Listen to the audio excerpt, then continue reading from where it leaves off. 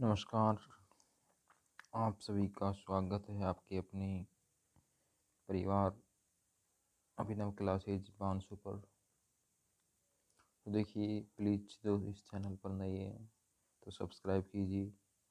देखिए, इस पर हम जो भी मैथ से रिलेटेड चैप्टर हैं 11th 12th मैथमेटिक्स 10th की और जो आरपीएससी सेकंड ग्रेड मैथमेटिक्स में आएंगे चैप्टर, चाहे वो बीएससी के हो, तो उनसे रिलेटेड जो चैप्टर जिनसे लगभग क्वेश्चन पूछने की संभावना रहती है, सभी यहाँ पर डालने की कोशिश करेंगे धीरे धीरे। यदि आपका सपोर्ट मिलता है तो, क्योंकि देखिए इसमें टाइम लगता है, मेहनत लगती है। ये तो है नहीं कि भाई सीधा आके यहाँ पर कुछ बोल दिया जाए। तो इसलिए प्लीज़ चैनल को सब्सक्राइब कीजिए अधिक से अधिक और वीडियो को शेयर कीजिए। तो देखिए, आज की जो अपन लेके आए हैं पर्पज है आज का, जो आरपीएससी सेकंड ग्रेड मैथमेटिक्स के सिलेबस के लिए अपन कुछ यहाँ पर डिस्कशन करेंगे। सबसे पहले देखिए, मैं सिलेबस बताऊंगा आपको यहाँ पर डिटेल से, हिंदी और इंग्लिश दोनों में। और उसके बाद मैं कुछ और भी डिस्कशन करेंगे, लेकिन वो मेरा पर्सनल, क्या कह सकते हैं, पर्सनल एक्सपीरियंस होगा।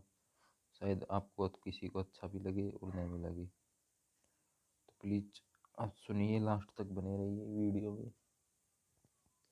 तो देखिए, इसमें शुरुआत करते हैं अपन। सबसे पहले जैसे सभी को पता है कि आरपीएससी, और जिसको पता नहीं है वो यहाँ देख ली, ठीक है ना। आरपीएससी है, क्या है, आरपीएससी राजस्थान लोक सेवा आयोग, जो सेकंड ग्रेड यानी वरिष्ठ अध्यापक का जो एग्ज़ाम होते हैं, उसमें देखिए 2 एग्ज़ाम होते हैं, ठीक है। कितने एग्ज़ाम होते हैं? 2। तो 2 एग्ज़ाम होते हैं। एक तो फर्स्ट पेपर बोलते हैं जिसको अपन, एक बोलते हैं सेकंड पेपर, ठीक है।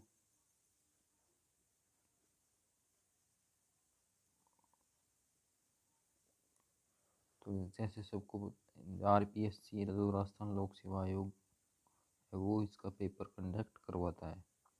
तो फर्स्ट पेपर होता है एक, फर्स्ट पेपर बोलते हैं, और सेकंड पेपर बोलते हैं।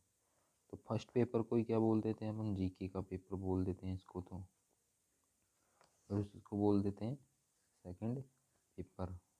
ये सेकंड पेपर किसका होता है? सब्जेक्ट का।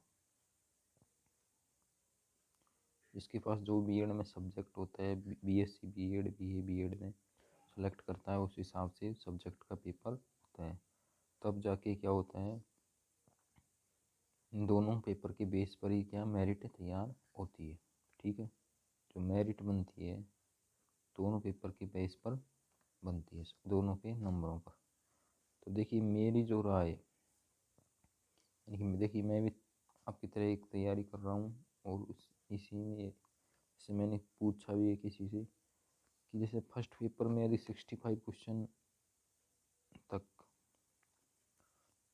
स्कोर होता है तो बहुत अच्छा स्कोर माना जाता है, ठीक है ना।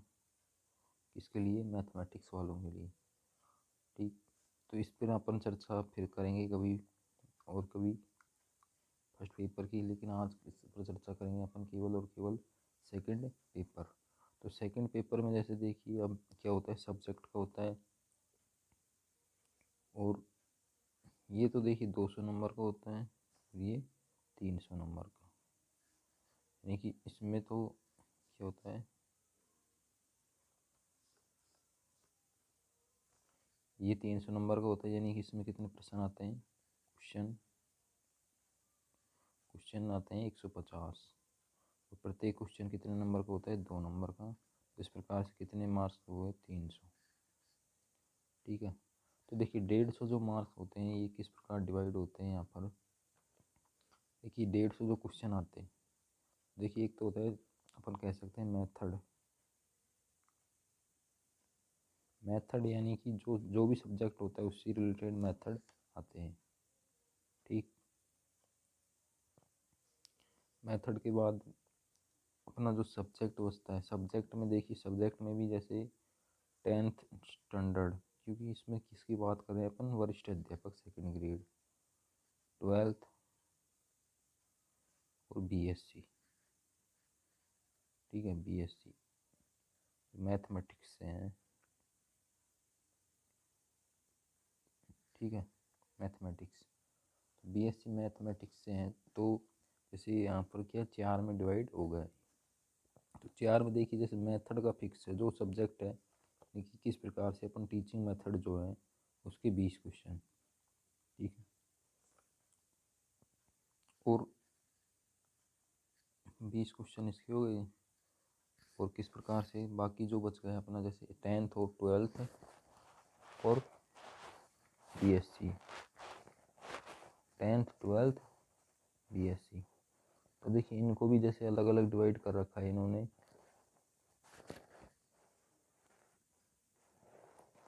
तो ये जो 10th और जो 12th का होता है,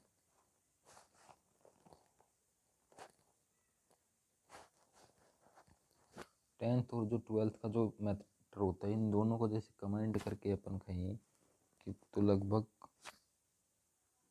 180 नंबर का लगभग कवर करता है ये, ठीक है ना। और बाकी जो बच गया ये कितने का हो जाएगा, 40, देखिए 20 क्वेश्चन 40 मार्क्स के ये, और 180 के ये, और कितने बच गए 40 80 नंबर, यानी कि लगभग इसमें कितने क्वेश्चन आएंगे 40 क्वेश्चन, 40 क्वेश्चन, प्रत्येक क्वेश्चन 2 मार्क्स 2 नंबर का होता है। और यहाँ पर जैसे लगभग 90 क्वेश्चन 10th और 12th, और इसमें भी जैसे अपन डिवाइड करें तो लगभग बैठ जाता है 50 से 55 क्वेश्चन, इसमें से 90 में से 50 से 55%, 60 भी हो जाए कोई वो नहीं है, ठीक, फिक्स नहीं है इनका, ठीक है, 4-5 क्वेश्चन का चलता है इधर रेंज। तो इतने क्वेश्चन तो 12th के आते हैं, बाकी जो बच गए 30 से 25 या 25 से 30 क्वेश्चन जो भी हैं वो 10th स्टैंडर्ड, ठीक है ना। तो इस प्रकार से इनका डिवाइडेशन है, यहाँ पर 40 मार्क मेथड जो टीचिंग मेथड सब्जेक्ट होता है, और 180 के दोनों कमांड रूप से, और 80 और 40, जैसे अपन देखते हैं, देखिए कई बार तो सोचते हैं हाँ मैं इतने क्वेश्चन कर दूंगा और कट ऑफ में सिलेक्शन हो जाएगा, लेकिन देखिए आप देखते हो, वैसे आपने देखा भी होगा जो प्रीवियस ईयर की कट ऑफ रहती है, तो जहाँ तक है मैंने भी देखा है लगभग एक बार ही गई है 300 के लगभग कट ऑफ, ठीक है ना, इतने में से 500 में से नहीं, लगभग 250 के एवरेज में रहती है कट ऑफ, 250 के इर्द गिर्द, 250 के किस में से 500 में से, 250 के में से 500 के इर्द गिर्द कट ऑफ रहती है, ठीक है ना। लेकिन फिर भी जैसे अब देखिए 250 इसमें केवल 10th और 12th की आता है, कितने नंबर का 180 नंबर का ही आ रहा है, और मैथड आ रहे हैं 40 नंबर के, और ग्रेजुएशन 80 नंबर, यानी कि एक दिमाग में ये सोचेंगे भाई इसको छोड़ दें इनको पढ़ लें तो ये अपना सिलेक्शन हो रहा है, लेकिन फिर भी कट ऑफ कम जा रही है, कम जाती है। तो देखिए इसी पर अपन चर्चा करेंगे, यहाँ पर कौन सा सिलेबस बिल्कुल हिंदी में और इंग्लिश में दोनों लैंग्वेज में, और इसी के साथ ही देखेंगे कौन सा टॉपिक फ़ायदेमंद होगा और कौन सा नुकसानदायक होगा, और क्या अपन को कोई टॉपिक छोड़ना चाहिए या नहीं छोड़ना चाहिए, ठीक है। तो देखिए अपन शुरुआत करते हैं, जैसे सबसे पहले अपन ने बात की है जो शिक्षण विधि होती है, टीचिंग मेथड जो होते हैं, तो इनमें देखिए सबसे पहले जो आता है क्या आता है, गणित का अर्थ एवं प्रकृति, ठीक है, meaning and nature of mathematics, गणित शिक्षण के लक्ष्य एवं उद्देश्य, AIIMS and objective of mathematics teaching, गणित की शिक्षण विधियाँ, फिर गणित शिक्षण की विभिन्न प्रविधियाँ, गणित अधिगम में रुचि उत्पत्ति एवं विकास। तो देखिए इस प्रकार से आप देख सकते हैं इसमें सिलेबस में आसानी पूर्वक आपको दिखाई दे रहा होगा, गणित प्रयोगशाला की योजना उपकरण, गणित अध्यापक की शैक्षिक एवं व्यावसायिक तैयारी। तो आप प्लीज़ वीडियो को जैसे डबल स्पीड पर कर भी देख सकते हैं यदि आपको जल्दी फास्ट देखना हो तो। और गणित में प्रतिपुष्टि की प्रक्रिया एवं संज्ञानात्मक भावात्मक मनोक्रियात्मक विकास। देखिए ये जो सिलेबस है जो पिछली वैकेंसी हुई है उनके आधार पर होगा, आगे कुछ चेंजमेंट भी हो जाए शायद तो वो अलग होगा वो। और गणित में प्रतिपुष्टि की लास्ट है तो ये आपको दिखाई दे रही होगी।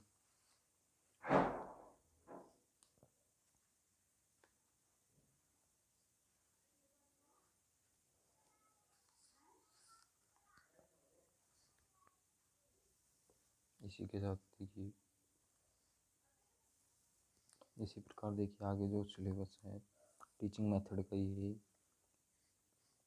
मूल्यांकन के लिए परीक्षणों की तैयारी एवं उपयोगिता उपलब्धि परीक्षण। देखिए ये मोस्ट है, ये साइकोलॉजी जो है ये पढ़ोगे आप मेथड है ये आपके किसमें जैसे और भी आप तैयारी कर रहे हो रीट या फिर फर्स्ट ग्रेड तो उनमें भी काम आएंगे और यहाँ पर भी ये प्लस पॉइंट है। ठीक है, पाठ्यचर्या और प्रतिभाशाली में संबंधित बालकों के लिए गणित की भूमिका और गणित शिक्षण एक सिंहावलोकन।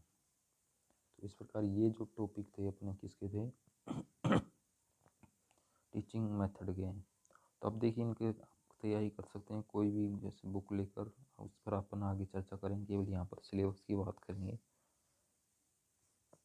अब देखिए मैथमेटिक्स का जो सिलेबस शुरू होता है अपना, तो मैथमेटिक्स के लिए देखिए कि सबसे पहले जो सेकेंडरी और सीनियर सेकेंडरी लेवल पर है जो देखिए नंबर सिस्टम से क्वेश्चन आते हैं 2-3, समतल ज्यामिति प्लेन ज्योमेट्री। ठीक है, इसकी जो सब टॉपिक हैं ये इस प्रकार दे रखे हैं इसने यहाँ पर। ठीक है, बीजगणित बीजगणित के फिर जैसे बीजगणित में और सब टॉपिक दे रखे हैं तो आप इनको ध्यानपूर्वक देखिए। फिर देखिए 12th का जो चैप्टर ये शुरू हो जाते हैं यहाँ से 11th-12th की मैथमेटिक्स, सेट, गणितीय आगमन सिद्धांत, द्विपद प्रमेय, द्विघात समीकरण, फलन एवं असमीका। तो देखिए ये जो चैप्टर इनसे लगभग क्वेश्चन हमेशा आता है कंपटीशन में। समांतर श्रेणी, द्विघात समीकरण, फलन एवं असमीका। और ये जो समांतर श्रेणी है ज्योमेट्री और समांतर गुणोत्तर और हरात्मक, समांतर गुणोत्तर और हरात्मक, इनसे भी क्वेश्चन हमेशा रिपीट होता है।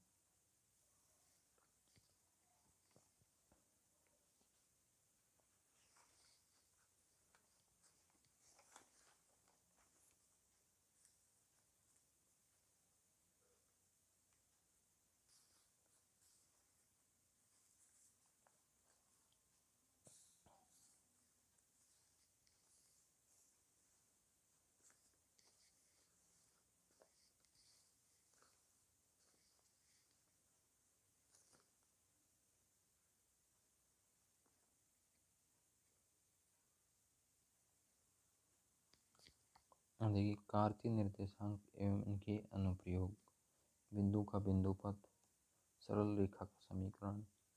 और आप देख सकते हैं इस प्रकार से कोऑर्डिनेट शुरू हो जाए 3D के जो चैप्टर हैं ये देखिए मोस्ट इम्पोर्टेंट चैप्टर है।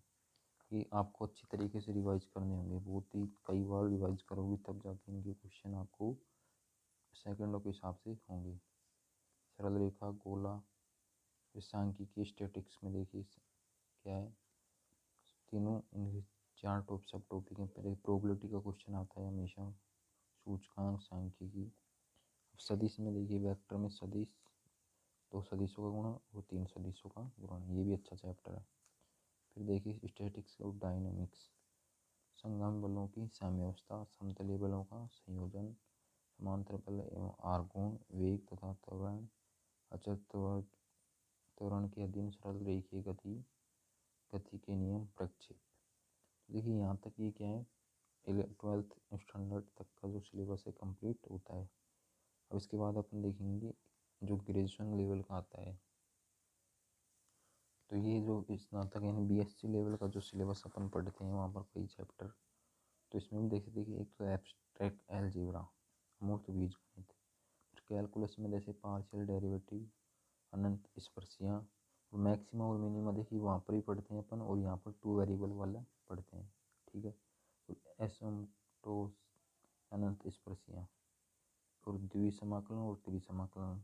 ठीक है, ये भी अच्छा चैप्टर है। वी टाइम गामा फलन, यानी कि आपको ये मैं डालूंगा इनकी क्लास, आप आसानी से देख सकते हैं, समझाएंगे इनको अच्छी तरीके से, बिल्कुल इजी मेथड से। आप देखिए real analysis, vector analysis, differential equation, और फिर स्टैटिक और डायनेमिक्स स्टार्ट होती है ग्रेजुएशन लेवल पर, आप देख सकते हैं इनके टॉपिक। और फिर आती है अपनी लीनियर प्रोग्रामिंग, रेखीय प्रोग्राम, और क्या है परिवहन समस्याएं, ट्रांसपोर्टेशन प्रॉब्लम। लास्ट जो आता है अपना जो सिलेबस में अंतर समीकरण है, न्यूमेरिकल एनालिसिस है, उसके तहत डिफरेंस इक्वेशन और न्यूमेरिकल एनालिसिस। तो इस प्रकार ये क्या है, ग्रेजुएशन का सिलेबस है जिसमें से 40 क्वेश्चन आते हैं। तो इस तरीके से ये सिलेबस कंप्लीट होता है। तो देखिए इसमें लगभग 60 से 70 टॉपिक कवर होते हैं। ठीक है, 60 से 70 टॉपिक यानी किसके, ग्रेजुएशन के 12th स्टैंडर्ड तक की, और बाकी ये 40 नंबर में। तो अब देख लीजिए आपको किस प्रकार से क्वेश्चनों को पढ़ना है। लेकिन मैं सलाह ये दूंगा कि आपको एक तो छोड़ना नहीं है कोई भी चैप्टर। पहले फर्स्ट कंडीशन तो ये, हर टॉपिक को सिलेबस के अनुसार आपको एक बार तो ज़रूर पढ़ना है। ठीक है, सिलेबस में छोड़ना नहीं है बिल्कुल भी, एक भी टॉपिक छोड़ना नहीं है। क्योंकि कई बार क्या होता है कि एक ही टॉपिक से अधिक क्वेश्चन उठा लेता है और बाकी जैसे टॉपिक को छोड़ भी देता है या फिर कम क्वेश्चन लेता है, तो वहाँ पर अपन को क्या है, नुकसान उठाना पड़ता है। तो प्लीज़ आपको कुछ समझ, सिलेबस अच्छी तरीके से आपको समझ में आया होगा, और इसी तरह अपन लेके आएंगे आगे बुक के हिसाब से और टॉपिक के हिसाब से कौन कौन से टॉपिक ज़्यादा फायदेमंद होंगे या फिर जल्दी अपन को समझ में आएंगे, तो इसी पर चर्चा करेंगे। तो प्लीज़ चैनल को सब्सक्राइब कीजिए और शेयर कीजिए। जय हिंद, जय भारत।